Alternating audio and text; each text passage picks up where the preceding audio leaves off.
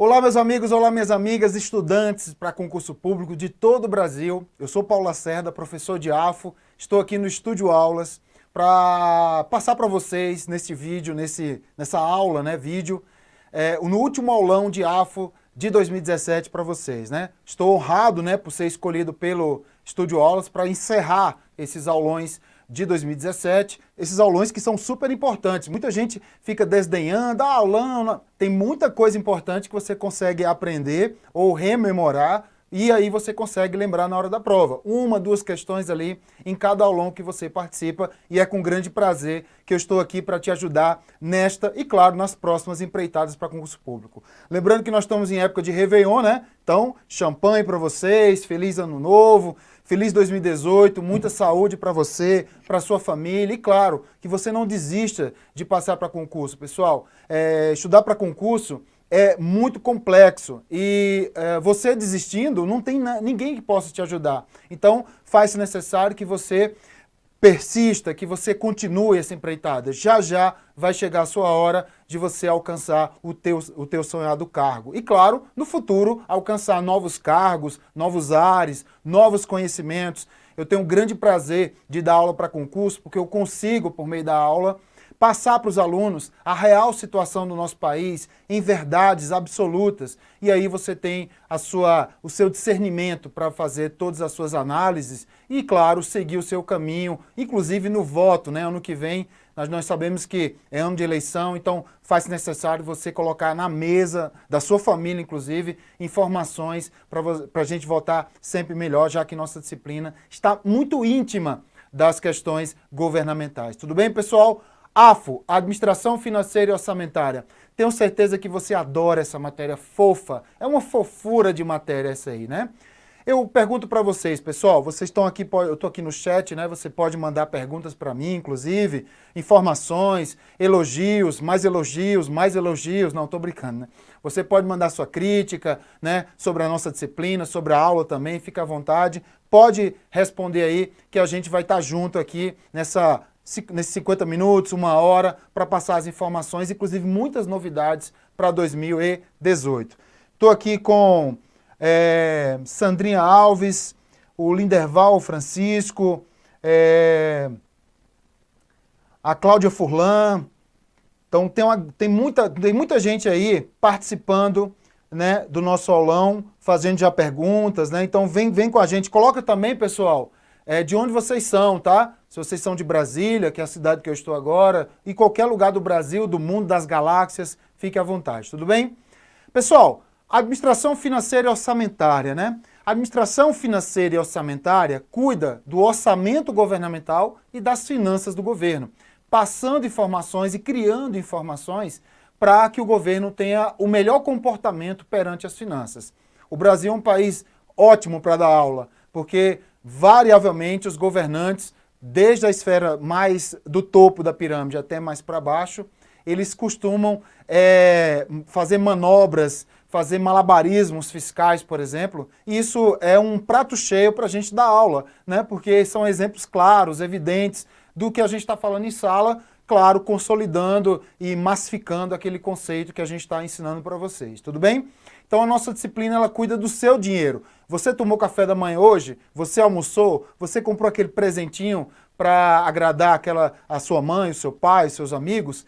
Toda vez que você compra, consome, adquire patrimônio e renda, você vai pagar tributo, pessoal. E esses tributos passam pelo crivo estatal e são devolvidos para a sociedade. E essa devolução, essa entrada e saída deve ser eficiente, deve ser transparente, deve ser, enfim, respeitando todos os princípios legais, normativos e doutrinários para que haja a melhor aplicação do recurso público. Então, em síntese, o governo, a nossa disciplina lida com o governo estudando a entrada, a manipulação e a saída desse dinheiro para a devolução da sociedade. Então, o policial que nos protege, o médico que está no hospital que nos atende, a estrada que está bem sinalizada, a merenda escolar para os nossos estudantes, tudo isso vem do orçamento. Então tem que ser bem planejado, orçamentado, para que tenha uma melhor aplicação, uma maior eficiência na aplicação. É tudo que nós queremos desses nossos governantes. Então vamos começar a nossa aula, pessoal. Olho na tela para a gente começar a nossa aula. Olha só, nós vamos falar do orçamento-programa, tá? Que foi instituído a partir da edição da Lei 4.320. Guarde essa lei, pessoal. Tem bancas que costumam cobrar, até mesmo para evitar recursos, como o CESP, por exemplo, que já é a banca do nosso concurso STM. O orçamento-programa se materializa por meio das chamadas leis orçamentárias. Quantas leis orçamentárias nós temos à conta da Constituição Brasileira de 88? A primeira lei ela é chamada de Plano Plurianual, o famoso PPA. A segunda lei ela é chamada de Lei de Diretrizes Orçamentárias, a LDO, a Lei de Diretriz Orçamentária. E a última lei é a Lei Orçamentária Anual, a famosa LOA. Pessoal, o PPA ele é conhecido como uma lei mais abstrata. É uma lei mais subjetiva, que orienta toda a relação que se tem com a LDO e com a LOA, como fosse um gerente da empresa aí. Essa abstração e essa subjetividade vão ser repassadas para a nossa LOA, mas eu preciso ter uma lei que faça esse link, né? Esse elo, essa ligação entre o PPA e a LOA. Então a nossa LDO se transforma numa lei preparatória. É por meio dela que o governo prepara o orçamento, estipula valores, etc., para que a gente chegue na Lei Orçamentária Anual, que é uma lei mais objetiva. Ela não é abstrata, ela é concreta. É uma lei chamada Lei de Meios, porque é a lei mais próxima do cidadão. Alguns autores chamam de Orçamento Geral da União. A gente vai sempre dar exemplo da União para ficar mais concreto o nosso debate, tá? Então, tá aí. Essa pirâmide, né, de construção faz-se a conta da nossa Constituição Brasileira, que editou essas 3 leis orçamentárias a partir do artigo 165, tá?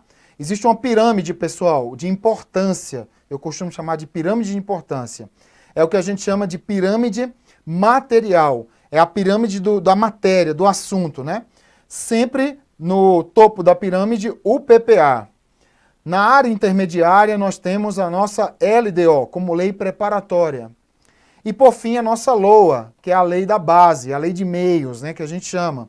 É uma lei mais perto do cidadão, inclusive, né? Se a gente fosse colocar o cidadão estaria aqui abaixo, recebendo as informações e tudo que a LOA deve suplementar. Então, numa relação de níveis, né, podemos chamar o seguinte, que mais para cima a gente tem mais planos e menos orçamento estricto sensu. Já quando a gente vai para baixo, a gente pode dizer que os planos, eles diminuem, mas eles não somem. A LOA também é uma lei de planejamento, mas a gente pode chamar que a LOA é uma lei muito mais voltada para orçamento. Então, numa relação de nível, né, mais para cima, ou seja, mais para o PPA, é muito mais plano do que orçamento, e para a LOA é muito mais orçamento do que plano. Por isso que alguns autores chamam a Lei Orçamentária Anual de lei stricto sensu, é uma lei orçamentária stricto sensu, tudo bem? Esse foi o nosso primeiro detalhe, a primeira informação para a sua prova. Não esqueçam essa pirâmide de importância. Essa pirâmide, ela se materializa por questões materiais. Não é uma pirâmide formal. As leis orçamentárias são leis ordinárias. Então, falando formalmente, não existe hierarquia entre as leis orçamentárias. Agora, falando do seu conteúdo, uma mandar na outra, então a gente fala no sistema ou no sentido material. Então, materialmente, existe uma hierarquia entre elas. Você conhece tudo sobre essas leis, pessoal? Né? Olha como é fácil, de forma sintética e com qualidade, você aprender, memorizar todas as informações possíveis e imagináveis em uma tabela. A gente vai colocar tudo em uma tabela, tudo que cabe a essas 3 leis orçamentárias, obviamente, não levando em consideração aspectos doutrinários, porque isso aí seria pauta para próximo aulão. Por exemplo, nós temos aqui as 3 leis orçamentárias. O que a gente precisa saber para a prova? É um plano. Todas as leis são planos, a gente viu que são planos. Agora, o PPA é um plano, estratégico. A LDO é um plano tático e a LOA é um plano operacional, materializando aquela pirâmide, né, que a gente falou, ó, né? Na parte de cima é a parte estratégica, na parte intermediária é a parte tática e a parte de baixo é a parte operacional. É o ETO, tá? Não esquece, é o ETO. Qual é o nível deles? O nível do PPA é de médio prazo. Já a nossa LDO e a LOA são de curto prazo. Apesar da LOA, a LDO ser um pouquinho maior do que a LOA, mas ela é menor do que o PPA. Então a gente fala que as duas são de curto prazo. Atenção especial ao fato do PPA ser de médio prazo, hein? Proposta, pessoal, vocês estão aí no chat, vocês estão aí ao vivo comigo. A proposta do PPA será feita sempre uma vez por mandato presencial. Atenção especial, sempre no primeiro ano de mandato, que é o ano da posse, tá? Que é o ano da posse do governante, tá? Já a nossa LDO e nossa LOA são propostas todos os anos em datas específicas. O envio do PPA pelo presidente da República ao Congresso será sempre até 31 de agosto. A LDO até 15/4. E a nossa LOA será dia 31 de agosto. Atenção especial, o PPA, o envio é até 31 de agosto, mas é apenas uma vez por mandato. Em que ano do mandato? No primeiro ano. Então isso causa uma confusão danada, hein? Cuidado, atenção especial a essas duas linhas aqui nesta coluna. Então podemos dizer, ó, que para a prova de concurso, o PPA e a nossa LOA têm prazos análogos, são prazos iguais, é até 31 de agosto. A diferença é que a LOA são todos os anos e o PPA é quadrienal, apenas uma vez a cada 4 anos. Devolução, que é o Congresso Nacional. Só um adendo, hein? Quem envia é o presidente da República e quem devolve é o Congresso Nacional na esfera federal. A devolução será sempre dia 22 de dezembro. A LDO, 17 de julho, porque dia 18 eles entram em recesso. E a LOA, 22/12. Atenção especial ao fato do PPA e a nossa LOA terem prazos idênticos para a devolução. Cuidado na LDO, ela é a lei mais diferente, tá, pessoal? Principalmente nas datas. Então tá aqui as datas importantes para a sua prova, ó. Os envios, tá? E as devoluções. Atenção, a nossa LDO, já que ela tem é a única lei que tem prazo distinto das outras, porque o nosso PPA e a nossa caríssima LOA são prazos idênticos. A única diferença é que isso acontece, no caso do PPA, a cada 4 anos. Tudo bem? Esses prazos, pessoal, são aplicados exclusivamente à União, tá? Porque cada ente da federação é autônomo. Então, essa autonomia foi dada pela Constituição para que cada ente da federação estipule o seu prazo de acordo com as suas características. Por exemplo, vem aqui comigo, ó. Os prazos podem ser diferentes no caso da União, principalmente por questões geográficas. Tem estados no Brasil que são verdadeiros países, né? Por questões também demográficas, né? Questões de habitantes, se tem índio, se tem muito estrangeiro, né? Então, cada estado no Brasil, na verdade, é um país. Então, foi necessário criar essa liberdade para que cada ente tenha seus prazos. Agora, cuidado, quem envia é sempre o chefe do Poder Executivo. Quem recebe e devolve é sempre o Congresso Nacional. Há prazos, tem veto, tem sanção. Então, tirando as datas, a relação processual é igual para todo mundo. Tudo bem, pessoal? Então fica essa dica aí. Voltemos à tela aí, ó. Olho na tela. Conteúdo básico do nosso PPA. O PPA tem um conteúdo básico de o dom, tá? Ou seja, o PPA tem um dom, pessoal. Que dom é esse? São as diretrizes, são os objetivos e são as metas, tá? Cuidado com as metas, pessoal, porque metas tem outras leis, tá? Mas diretrizes e objetivos só no PPA. Essas diretrizes e objetivos serão estabelecidas de forma regional, ou seja, será regionalizada, de acordo com a população daquela região. Então, vai-se mais, por exemplo, mais metas para um lugar e menos para outra pelo número de população. Essa regionalização será para as chamadas despesas de capital e outras delas decorrentes, tudo bem? E também para os programas de duração continuada, os PDCs. São os programas do governo inseridos no PPA. Então, em síntese, lembre-se, o DOM são diretrizes, objetivos e metas, serão estabelecidas de forma regionalizada para atender às despesas de capital e outras delas decorrentes e para os programas de duração continuada, os PDCs, tá? Vamos agora para a nossa LDO. É o medo, pessoal. Medo são o processo mnemônico para metas e prioridades, estabelecer a política das AFOFs, agências financeiras oficiais de fomento, dispor sobre tributos e orientar a elaboração da LOA. Orientar a LOA, que inclusive é o conteúdo mais nobre dela, né? Metas e prioridades, vamos falar daqui a pouco, mas eu quero chamar a atenção para vocês para estabelecer a política das AFOFs. AFOFs são agências financeiras oficiais de fomento. São aquelas agências que o Estado usa para intervir na economia, gerando incremento, até mesmo estanque, né? Ou seja, para a economia parar, por exemplo, né? Então essa é a característica das AFOFs. Essas agências são as mais conhecidas, o Banco do Brasil, a Caixa Econômica e o BNDES. Esses bancos eles vão ter suas direções, seus vetores determinados por um LDO. Então, para que ramo, para que segmento o Banco do Brasil vai, por exemplo? Então, o Banco do Brasil vai para o agronegócio, por exemplo. A Caixa Econômica para a habitação e o BNDES vai para o empresariado. Então, veja, quem criou esse caminho para o Banco do Brasil investir o dinheiro do Tesouro, por exemplo, foi a LDO. Então, a LDO é tratada todos os anos para criar essas condições. E, por fim, os nossos tributos, pessoal. Tributos. Os tributos, eles são imposições estatais. O Estado impõe que a gente pague esses tributos.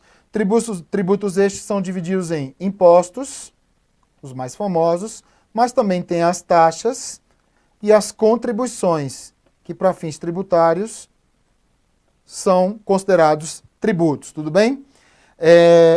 Claro, o mais famoso são os impostos, mas as taxas e as contribuições são também bastante diluídas aí na economia. Pessoal, cuidado para a prova, ele sempre vai colocar a tarifa como um tributo. Tarifa não é tributo. Tarifa é uma receita ordinária, é uma receita originária, não advém de imposição, tudo bem?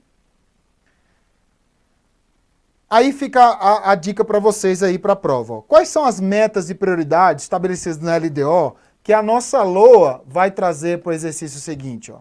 Quais são as metas e prioridades? Isso já foi cobrado em prova, tudo bem? Bom, crescimento do PIB para 2018, 2,5%. Há um número na economia, por exemplo, que a cada ponto do PIB, ou seja, a cada 1% do PIB, isso gera 900 mil empregos. Para você ter uma noção mais, vamos dizer assim, mais factível, né? Do que seria 1% de PIB ou 2,5%. Então, disse que na economia, os economistas falam que a cada 1% pode gerar 900 mil empregos. Alguns já chegaram a 1 milhão e 100, mas 900 mil, alguns autores falam que é gerado a cada percentual. Então, a cada percentual de PIB é um crescimento na economia e todo crescimento precisa de emprego e cada emprego desse. Lembrando que são metas e prioridades para 2018. Ninguém sabe se isso vai acontecer, tudo bem?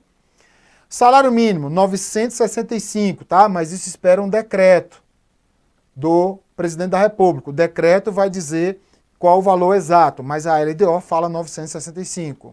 A inflação para 2018, 4%. Lembrando que isso é para 2018, ninguém sabe ainda o que vai acontecer na prática. Taxa Selic, que é a taxa base da economia de juros, 8%, né? Hoje está em 7,5%. Dólar, R$ reais, né? Hoje está em média 3,80, uma variação para mais ou para menos. Então, coloca 2. Eu costumo dizer, pessoal, que esse dólar, ou seja, o câmbio, é das metas e prioridades a mais distante de acontecer. Porque dos indicadores que a gente está vendo e vai ver, o dólar, é o mais livre, né? O câmbio é flutuante. Então, ano que vem pode estar 7, como pode estar R$1, por exemplo. Então, isso aqui é muito relativo. É mais para o governo ter uma noção, um norte, por exemplo. Resultado primário, aí onde eu quero chegar. Ó. Isso já foi cobrado em prova. Ó. O déficit é de 157 bilhões de reais estipulado na LDO e a LOA vai absorver esse déficit. Ou seja, ano que vem, o governo ele vai ter um percentual de receita primária menor do que a despesa primária. Olha que dado interessante. O governo estipula que vai ter 157 bilhões de reais a mais do que as receitas a serem arrecadadas. Ou seja, se o valor da receita é menor do que o valor da despesa, ou seja, há uma diferença, ano que vem o governo vai ter que aumentar essa receita. E aumentando essa receita vai ser por meio de operação de crédito, que eu sei que todo mundo tem dúvida aí com a operação de crédito. Então, para que serve a operação de crédito dentro da lei orçamentária anual? Ele vai entrar no lado das receitas, como receita de capital, chamada receita de capital, para custear aquele valor de despesa que está deficitário. Só que a operação de crédito, pessoal, é um nome esquisito para empréstimo. Se a gente for colocar aí no nosso dia a dia, são empréstimos. E todo empréstimo gera o quê? Juros, ou seja, mais endividamento. Então o governo, se ele não parar de fazer operações de crédito para sanar esse déficit, ou seja, parar de ter déficit, a gente só vai ter aumento da despesa pública no decorrer do tempo. E óbvio, este valor de operação de crédito gerando juros no futuro vai comprometer saúde, educação e etc. Então, faz necessário o governo ter atenção especial a esse déficit, que já está há 4 anos, pessoal. São 4 anos de déficit. Olha que dado interessante para uma redação de concurso, ó, né? Você que está fazendo aí uma prova que vai cair redação, né? Falar sobre esse déficit contínuo no Brasil, gerando déficits gerais e primários no nosso país, o que é um indicador péssimo para a nossa economia, tudo bem?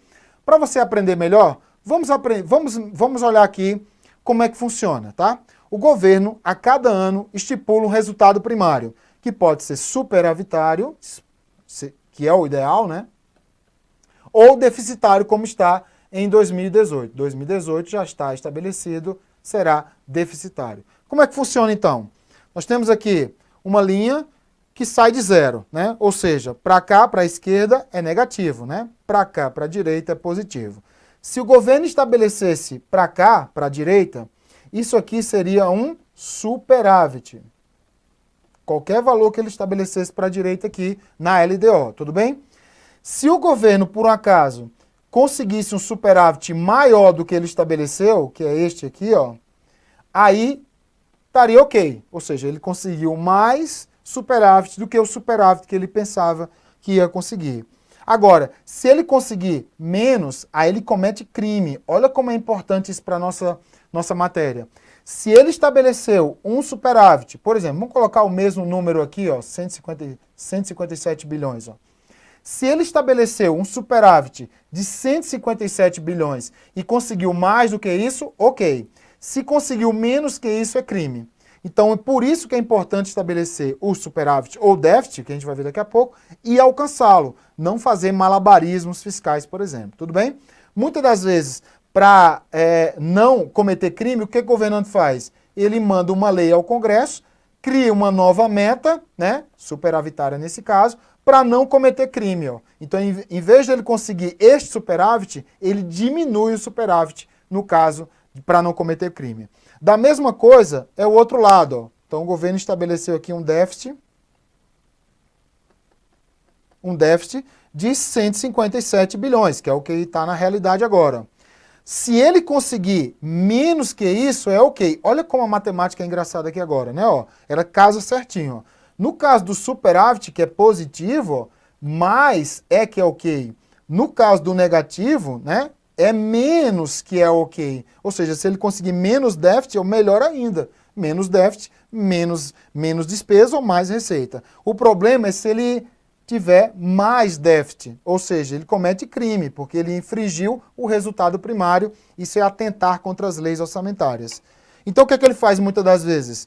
Ele aumenta o déficit no decorrer do ano, isso é péssimo, pessoal, porque não causa segurança jurídica no mercado e etc. Né? Então, em vez de ele alcançar esse déficit de 157 bilhões, ou menos, ele vai alcançar mais. Então, para não cometer crime, ele aumenta o déficit, mudando a LDO daquele exercício. Tudo bem? Então, essa mecânica é muito importante para você entender como funciona aquela velocidade do governo. Então, por exemplo, se ele estipulou um déficit de 157 bilhões, tá?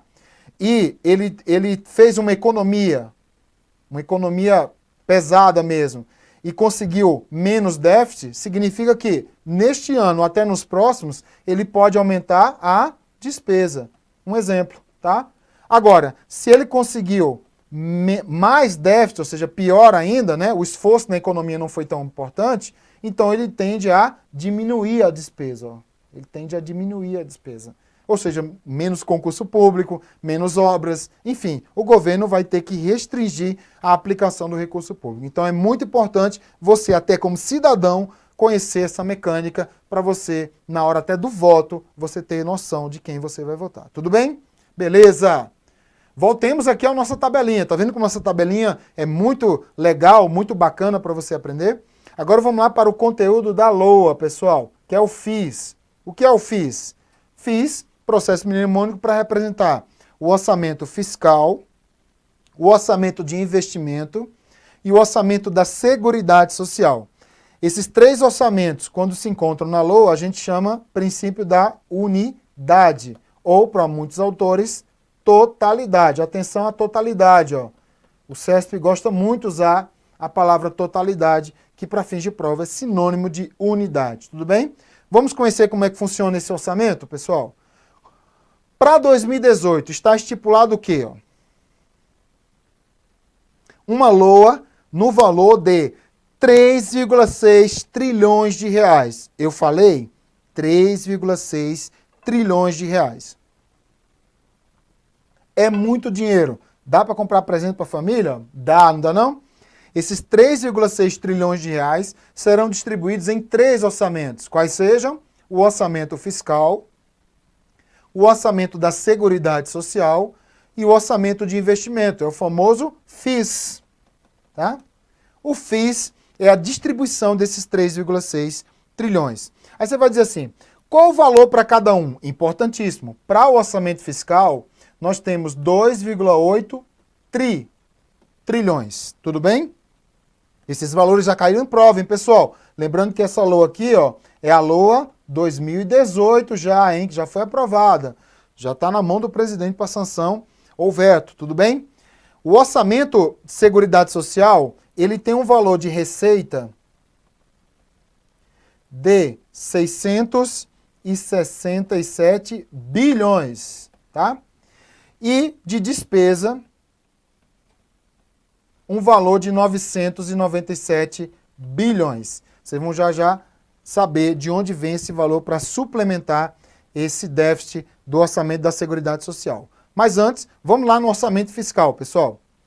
O orçamento fiscal, ele é dividido em três áreas, vamos chamar assim. A primeira área é a área que realmente é a natural, que é a área da manutenção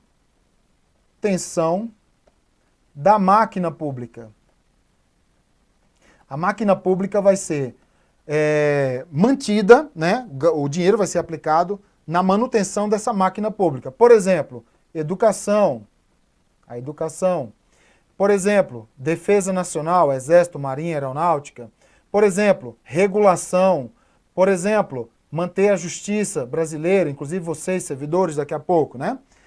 Bom, você pode dizer assim, mas esses 2,8 trilhões vão ser enviados para educação, defesa, regulação, justiça, ou seja, a manutenção da máquina da sociedade brasileira. Não é bem assim, pessoal.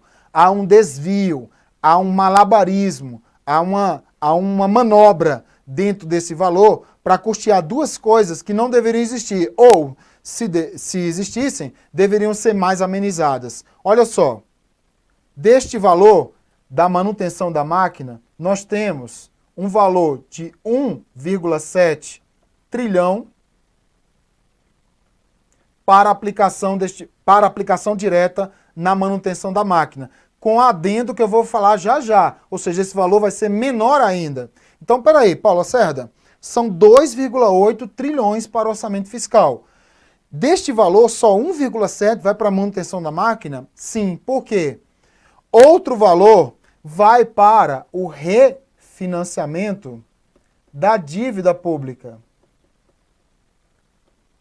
que é uma dívida contraída há décadas no nosso país, há décadas, desde o século passado. Este valor está orçado, pessoal, em 1,1 trilhão de reais. Olha só, 1,1 trilhão. Quer dizer, dos 2,8 trilhões, 1,1 trilhão vai para refinanciar a dívida. É como se você, vem aqui comigo, ó, é como se você tivesse R$ 2.800 para manter sua casa, só que R$ 1.100 já está destinado a pagar, por exemplo, cartões de crédito de meses anteriores que você não conseguiu pagar. Então, aquele mês que você ganhou R$ 2.800, você vai destinar 1,1, ou seja, R$ 1.100, para pagar coisas de anos anteriores, de meses anteriores, que para aquele mês não vai gerar nada para você. Então são dívidas, são refinanciamentos. E pior, pessoal, voltando aqui à tela, olha só, atenção especial a essa dica. Ó. Esse refinanciamento pode acontecer não pelo pagamento, pode acontecer com a chamada rolagem da dívida, que é pior ainda. Ó. O governo, então, ele não paga esse 1,1 e emite títulos da dívida. Ó.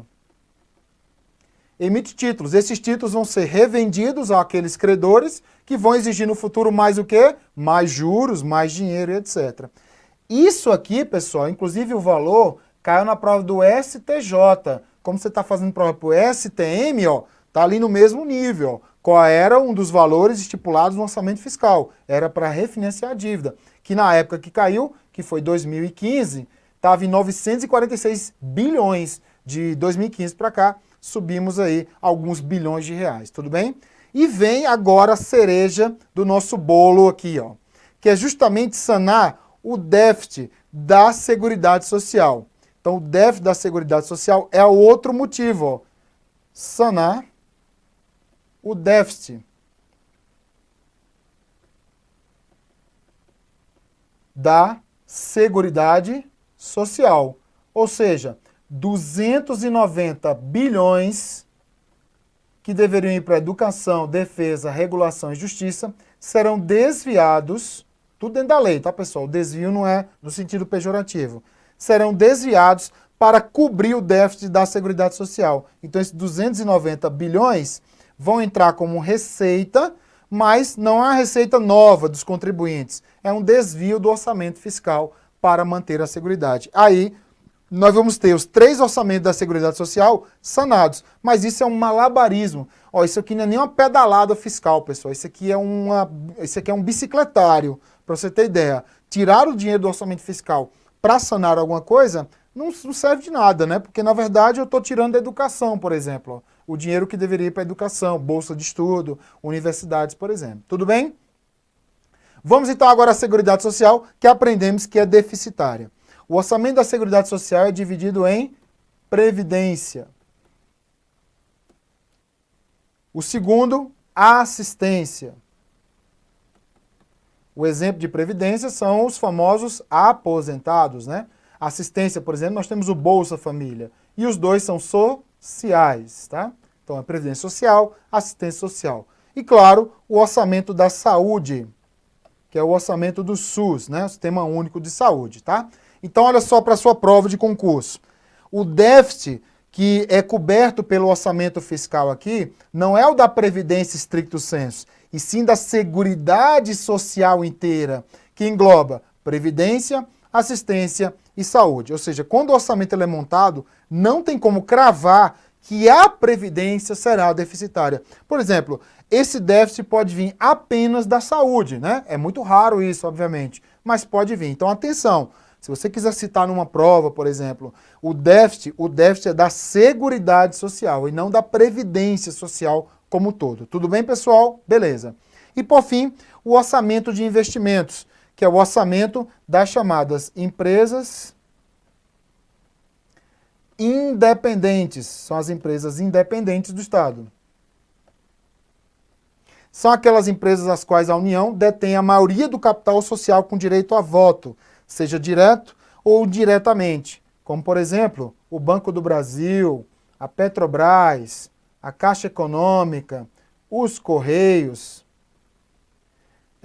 a Infraero, Serpro, né? E outras empresas do conjunto de independentes do Estado. Então o Estado aqui, pessoal, ele tem 50% mais uma ação que é pública. Então o Estado é dono dela, mas é dono dela de forma majoritária. Muitas das vezes essas empresas têm ações de outros entes da federação ou mesmo da iniciativa privada. Eu quero chamar a atenção para vocês o seguinte aqui nessas independentes. Para a AFO, pessoal, não importa se é empresa pública ou sociedade de economia mista. Tanto faz, isso aqui não é um detalhe importante para cravar se elas estão no orçamento de investimento ou no orçamento fiscal. O que faz elas estarem no orçamento de investimento é o fato de oferirem lucro. Essas empresas elas oferem lucro, algumas nem tanto, né? Mas elas estão aí para oferir lucro. Então, como elas oferem lucro, elas só recebem dinheiro para investir e jamais para manter. Olha só a manutenção aqui, ó. A manutenção está lá em cima, tá? Ó.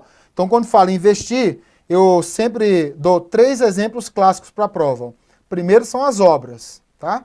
A outra são os softwares, desenvolvimento e compra de softwares. E, por fim, os materiais permanentes, inclusive os hardwares, né? Que é a parte física da informática. Então, quando o governo ele faz uma obra, um software, ou faz um material permanente, compra um material permanente, aí esse dinheiro é investimento. E esse investimento vai para essas empresas. Qual o valor, então, destinado para elas? 68 bi. Mas como assim, Paulo Lacerda? É um valor muito pífio perante os 3,6 trilhões. Pessoal, é um valor muito pequeno, realmente, perante o todo. Mas por quê? Porque o governo atual, isso é muito importante também para a sua prova, o governo atual mostra políticas neoliberais. E o que é um neoliberalismo? É você pegar a máquina pública, aquilo que para os neoliberais não é Estado, como as independentes, essas empresas aqui, ó, que eu estou destacando para vocês, e vendê-las, concedê-las, né, diminuir de tamanho, extingui-las. Ora, se a cada ano essas empresas vão diminuir de tamanho, o valor enviado para elas também diminui. Para você ter ideia, por exemplo, ano passado era 90 bilhões. Então veja que caiu 22 bilhões de reais. É muito dinheiro, pessoal. Então, atenção especial para a sua prova.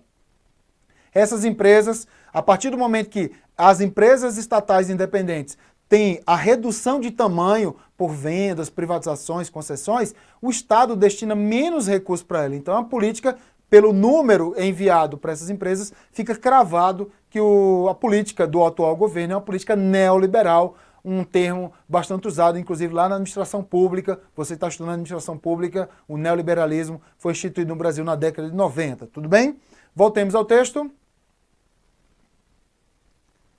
E por fim, pessoal, aí vem a questão da seguridade que a gente viu. Ó. Boa parte do recurso do orçamento fiscal cobre a Seguridade Social. O orçamento da Seguridade Social é dividido em Previdência Social, Assistência Social e Saúde. Qual a grande característica desses orçamentos da Seguridade Social? É um orçamento de amparo, tá? O governo, em regra, não ganha muito dinheiro, ou não ganha dinheiro com atuações, em regra, nessa situação. Então, olha só, sobre a Previdência Social, exige contribuição direta? Sim, eu preciso contribuir para usufruir da Previdência, em regra. E há condições para uso? Sim. Por exemplo, a condição de uso e idade, ó. E tempo de contribuição. Já a assistência social exige contribuição direta? Não, pessoal, não exige. Ó. Qualquer pessoa, em regra, sem contribuir, pode ser usufrutário desse processo. Agora, precisa ter algumas condições para uso? Aí sim. Por exemplo, algumas condições de uso é valor remuneratório, ou seja, a remuneração dessa pessoa para usufruir de algum programa social. Aí vem a saúde. A saúde precisa de contribuição direta para usufruir de uma cirurgia pública, por exemplo? Não. Ó. Qualquer brasileiro pode ir no hospital hoje que vai ser atendido. Não sabe quando, né? Mas vai ser. E precisa de algumas condições de uso, por exemplo, precisa ter um ganho X, precisa ter uma idade X, precisa contribuir? Não. Ó. Então, a saúde é a parte mais sensível da Seguridade Social, porque não existe contribuição direta, muito menos nenhuma condição para uso. Basta estar vivo que você pode ser vacinado, usufruir de serviços de saúde como um todo, tudo bem? Então isso é importante para a sua prova.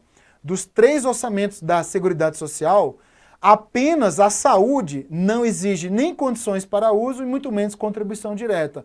É um uso universal que a gente chama, né? Então por isso que o gasto é monumental, até porque os gastos de saúde são muito caros, né, pessoal? Então olha só como é bom conhecer, né? Ir para a prova com esse conhecimento. Não necessariamente isso cai em prova assim, tá? Como está aqui nesse quadro. Mas você entender da Previdência, entender por que faz parte da Seguridade, por que é um amparo estatal, por que não está no orçamento fiscal, porque o orçamento fiscal é da manutenção da máquina e a Seguridade Social não mantém máquina nenhuma. Então conhecer essas características vão te ajudar a dar um pontapé inicial importante e assim, embasado para você aprender coisas mais importantes que podem cair na sua prova. Tudo bem?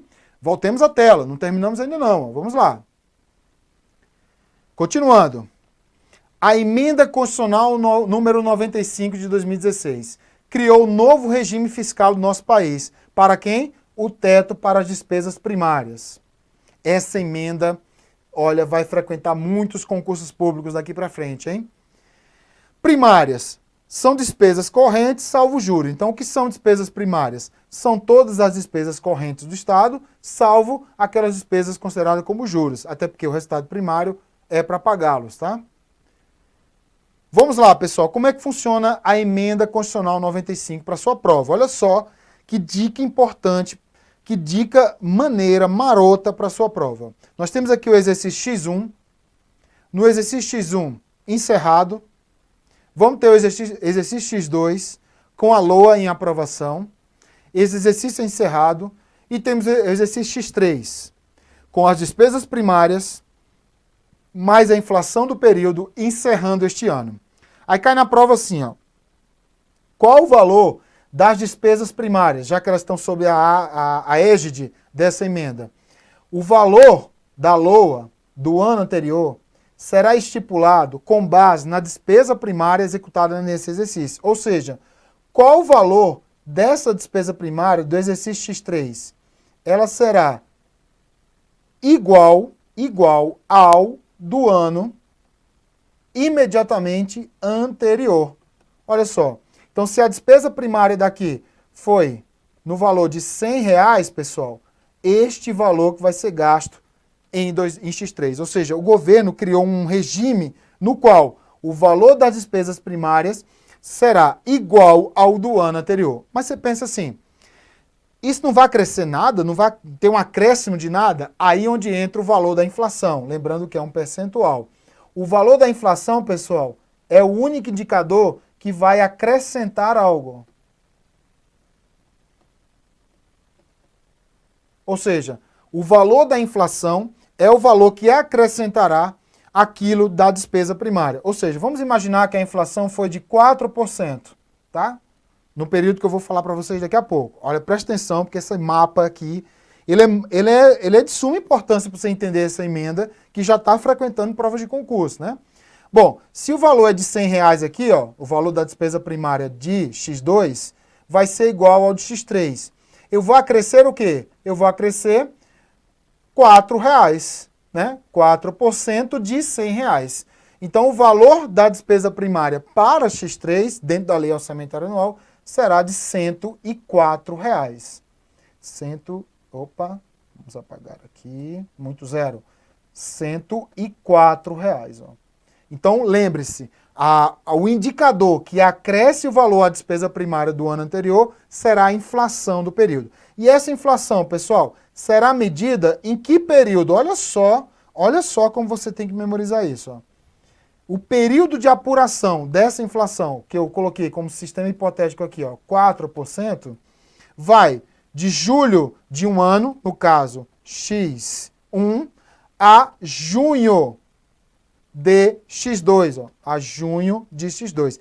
Esse aqui é o chamado período de apuração.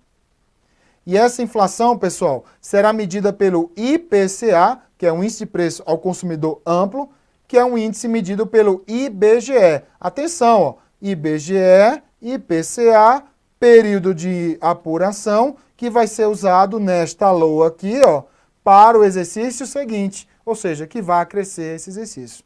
Mas peraí, se tem algo que acresce, que é a inflação, a despesa primária, não vai ter nada que decresça? Sim, ó, vai ter algo que decresce, tanto do valor primário como inflação, tanto faz, que é o valor de restos a pagar pagos, tá? Pessoal, é muita informação, você tem que memorizar tudo isso para a prova. Tem questões já cobrando isso aqui, apesar de ser de 2016. Então, como você viu, o mapa está pronto, né? Vamos lá. Despesa primária do exercício será igual à do ano anterior, acrescida da inflação do período, diminuindo o valor de resto a pagar pagos. Então, resto a pagar pagos entra como um decréscimo desse valor. Então, eu fiz aqui uma continha, não interagindo com a matemática, obviamente, mas só para você memorizar. Ó. DPC significa despesa primária corrente, né? Vou colocar aqui, ó, é a de X3, tá? É essa aqui, ó. Ela será igual a DPAA, que é a despesa primária do ano anterior, ou seja, de X2, que vai estar aqui nessa LOA de X2, mais IP, que é a inflação do período. A inflação do período que vai de X1 a X2, pegando de julho a junho, tá? Cuidado desse prazo, não é de janeiro a dezembro, não. Menos RPP.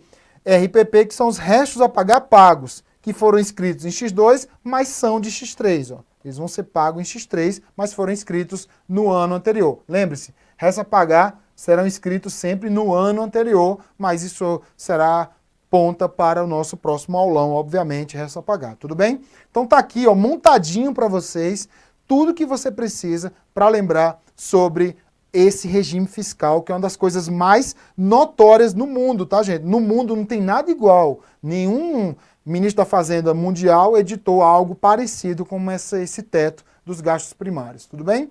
Mais informações sobre essa tela. A emenda constitucional número 95. Mas antes, vamos aqui falar sobre o chat, pessoal. Vocês aí, tem o Flávio Santos, tem a Sandrinha Alves, Marcos Messias, tem a Nani Oliveira, Sandrinha, Tiago Silva de novo, Estela. Galera, coloca aí o nome de vocês, pessoal. Aliás, desculpa, coloca aí onde vocês estão, de que cidade, né? Estudam aonde, né? Enfim, qual a maior dificuldade de vocês. Perguntas também, né? A gente pode tirar algumas dúvidas aqui rápidas, né? Muita gente dizendo aí que tem dúvidas e tal. Isso é normal, né? Tá todo mundo aí do Brasil todo aí, né? Ó, tem gente aí da China, tem gente aí da Mesopotâmia, não, tô brincando, né? Obviamente, né? Sergipe, Japão, Manaus. Cara, Manaus, que louco, né? Inclusive lá tem fuso, né? Brasília, Rio de Janeiro, São Paulo, Brasília. Nayara Souza de Jesus. Galera, eu fico lisonjeado, vocês aí. Curitiba, Moreno, Pernambuco, Lusiana. Não, gente, peraí, eu tô até emocionado, tô lisonjeado. Vocês aí do Brasil todo. Niterói, conheço Niterói, Serrinha, Igarapé, Minas Gerais, Bahia. Muito legal, gente. Mais de 100 pessoas ao vivo, né? Nossa, eu tô emocionado. Teresina, isso, 17 horas em Manaus, né? Tem um fuso, né? A Prova AFO, esse é o canal, hein? Lago Norte, Terra Boa aí, aqui no DF, Brasília. Rondônia, nossa, Rondônia também tem fuso. Marina Lima, Paraíba, minha terra, João Pessoa linda. Muito obrigado, pessoal, vocês são demais. Vocês estão aí nessa empreitada para concurso público. Eu que agradeço todos vocês aí estarem do outro lado aí, tentando aprender mais um pouquinho dessa disciplina que faz a diferença. Na última prova do STM, por exemplo, foram 12 questões de AFO, pessoal. 12 questões, é muita questão, vale a pena você se dedicar para aprender. E claro, ninguém aqui está esperando que todos acertem as 12 questões, se por acaso caírem a mesma quantidade. Mas acertando 10, 11, isso vai ser ótimo. Claro, não errando as outras, né? Então isso vai ser ótimo, pessoal. E claro, gabaritando é o nosso ideal, né? A gente está lutando para isso. Mas se você acertar 10, 11 questões, né, 9 até ali, e não errando as outras, deixando em branco, não chutando, você vai ter um grande diferencial, ora, haja vista, é peso 2 em prova de concurso. Tudo bem? Vamos voltar ao texto, pessoal, para a gente encerrar nosso aulão com chave de ouro. A emenda constitucional número 95 de 2016 é aplicada apenas à União, ou seja, os outros entes estão livres, não precisam seguir essa regra. Período total de aplicação dessa emenda por 20 anos, o que foi bastante criticado. Uma emenda constitucional com prazo para acabar, isso é meio complicado. Revisão, período de revisão após 10 anos, então só em 2026. E o prazo total 2036. Então só em 2036 que a gente não vai ter mais essa emenda funcionando. E a despesa primária, despesas primárias fora do teto, ou seja, são as despesas primárias que o governo pode gastar que não estão sob a égide dessa emenda constitucional. Despesas não recorrentes da Justiça Eleitoral com a realização de eleições. Dica, 2018 nós teremos eleições e quase 95% do que o governo gasta com eleição é despesa primária. É gasto com manutenção de aparelhos, gasto com comida, gastos com, enfim, gastos com a eleição como um todo. E isso está fora do teto, pode gastar à vontade. Fundos constitucionais, as transferências constitucionais para outros entes. Vocês estão aí em todo o Brasil, aí, ó, Manaus, Rio Grande do Norte, Rio Grande do Sul, né? Tem gente até de fora do Brasil aí, ó. Então esse pessoal aí do Brasil todo recebe fundos constitucionais. E esses fundos também estão fora. Abarcadas a conta de créditos extraordinários, ó, muito cobrado em prova crédito extraordinário, que são utilizados para situações de urgência e imprevisibilidade. Então, tudo que for imprevisível e urgente pode ser gasto, despesa primária, que está fora do teto. E, por fim, aumento de capital de empresas independentes. Então, eu posso aumentar o capital de empresas independentes, que se considerar como despesa primária, vai ser considerado fora do teto, pode gastar à vontade. Então, essas despesas aqui, ó, são despesas primárias que estão fora da asa, né, da emenda constitucional número 95. Tudo bem, pessoal? Beleza. Voltemos aqui à nossa tabela. Olha como a nossa tabela, você vai copiar essa tabela, tá, pessoal? Você vai copiar essa tabela, vai tirar uma foto, tá, dessa tabela, vai mandar aí na sua região para aquele pessoal que faz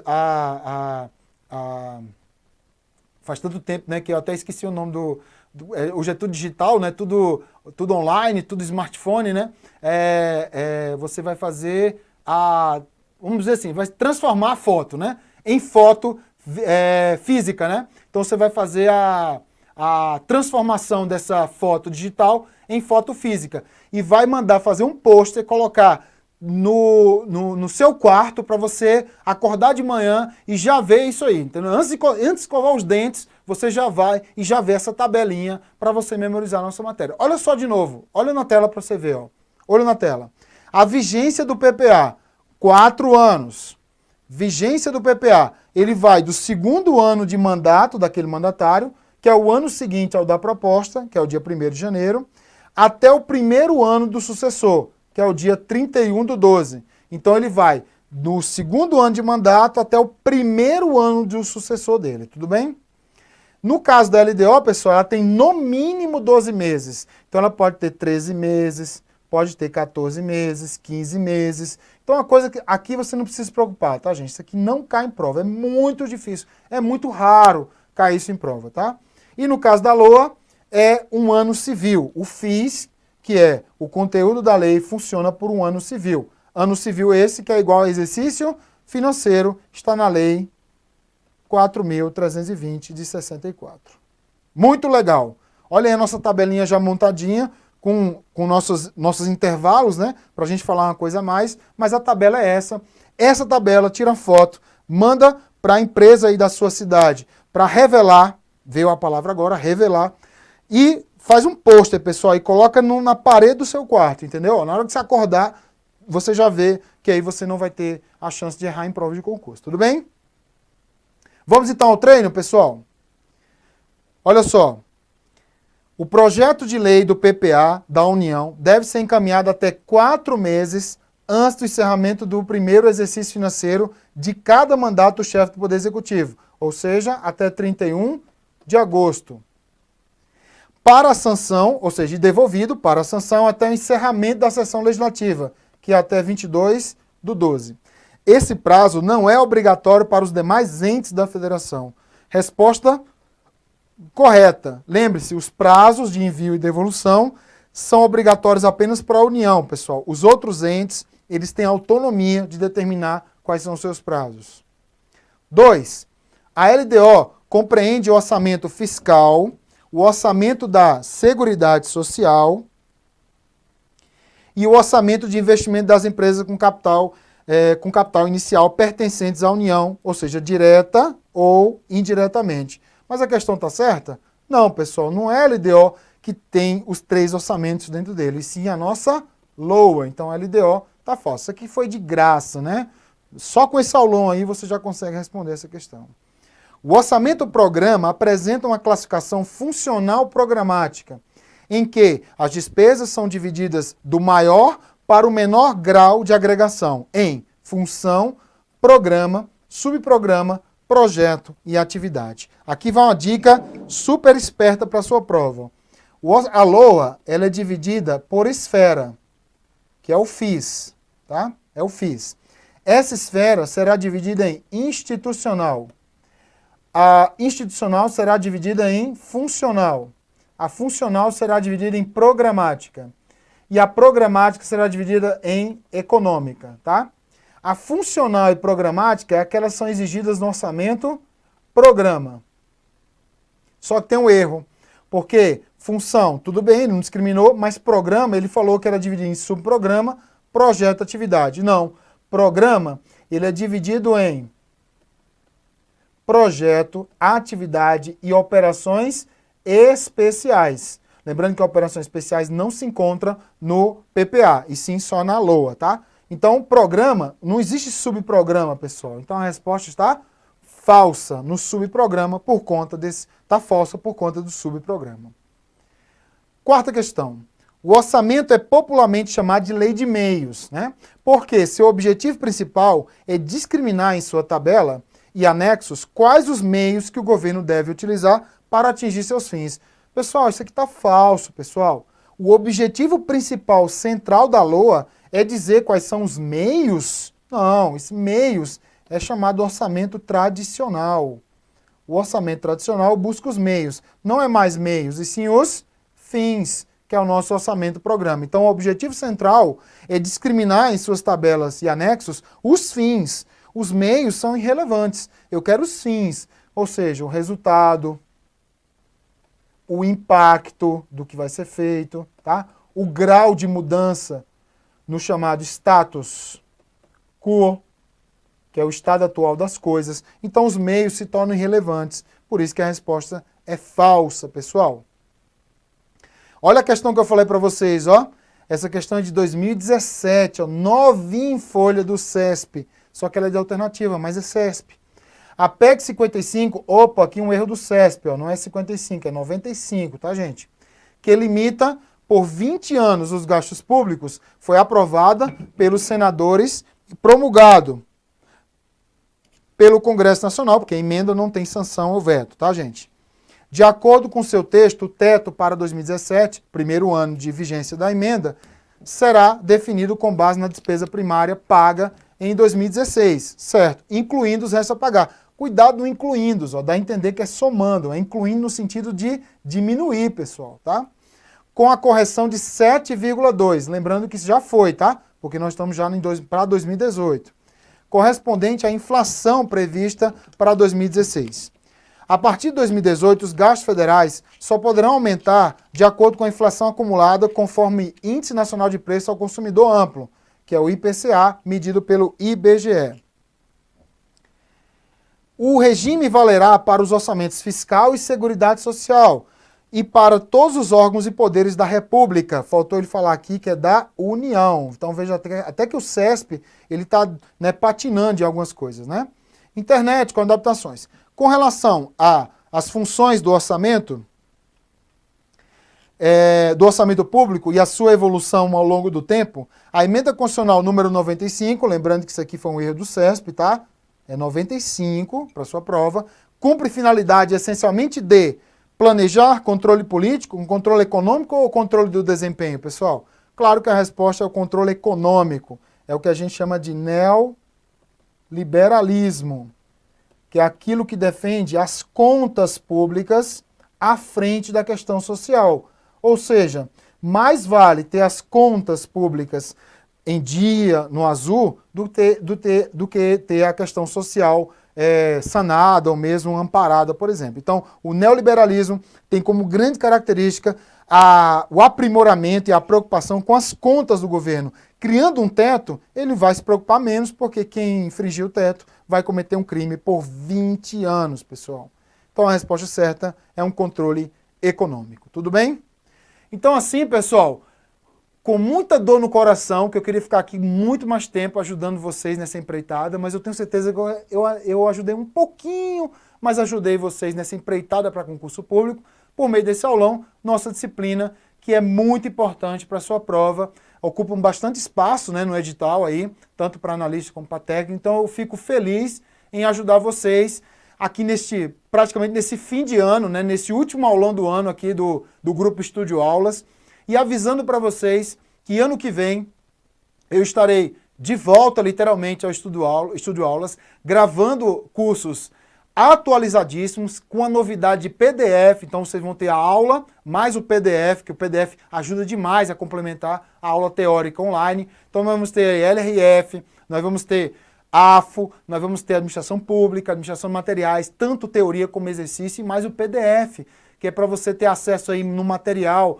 fazer os ajustes, fazer aí as correções, analisar, anotar coisas no material da nossa aula teórica, por exemplo. Então é com muito prazer que em 2018 a gente está voltando aí com tudo, né? Vai ser o ano dos concursos, vão ter muitos concursos aí, claro, esperemos que 2019, 2020 também seja um ano, além de ter bastante concurso, seja anos melhores para o nosso país, anos com mais tolerância, anos com mais amor, né, entre as famílias, entre as pessoas, que o diálogo prevaleça perante a intolerância dessas pessoas que estão aí, de certo modo, ajudando a piorar a situação do nosso país, deveria dar exemplo, mas não está dando exemplo. Então, eu costumo muito passar essa mensagem para vocês, uma mensagem de amor, né, que você tenha muito amor e, claro, dedicação total aos estudos, não só para concurso você vai, você passa, daqui a pouco você toma posse, mas que você faça uma faculdade, que você faça uma pós-graduação,